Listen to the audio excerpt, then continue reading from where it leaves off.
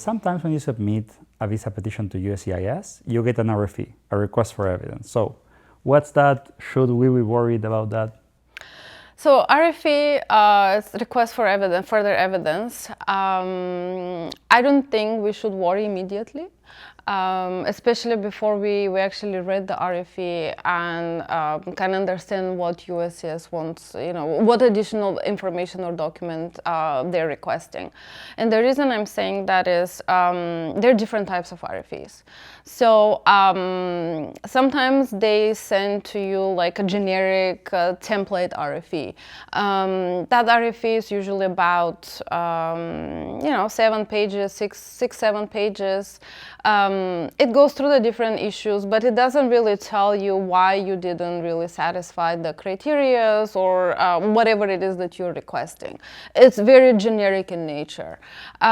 Usually these types of RFEs are, it's not that hard to respond because, they don't tell you specifically what you didn't submit.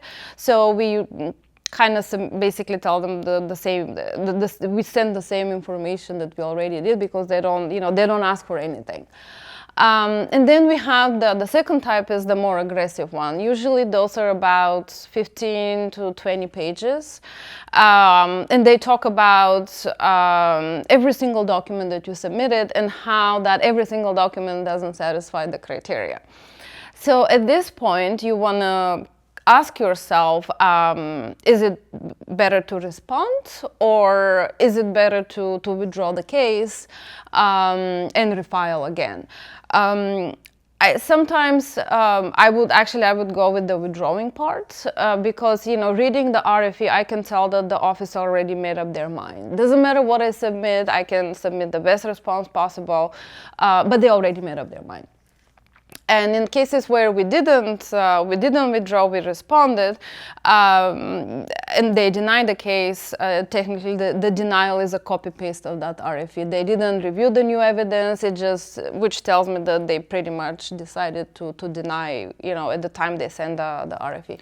Yeah, every time I see one of those aggressive RFEs, you just go online, look for the officer, if they have the officer number, and very often you'll find comments about how unreasonable that officer in particular is, and it doesn't matter what you do, you're going to get you're going to get denied.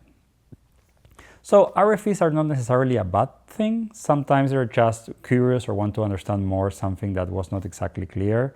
Sometimes they're just buying time. I mean, we have interviewed many former USCIS officers, and they have admitted to us that sometimes they're running out of time because the beneficiary, the petitioner, paid for premium processing. They need to respond by that date, and they just send this template RFEs just to buy themselves time, which is not great, but it happens. So that might be the case. And yeah, sometimes when it's very aggressive and you can tell, sometimes the more strategic move is just to withdraw and just refile. So remember, there's different RFEs. Depending on which it is, you can take one way or the other.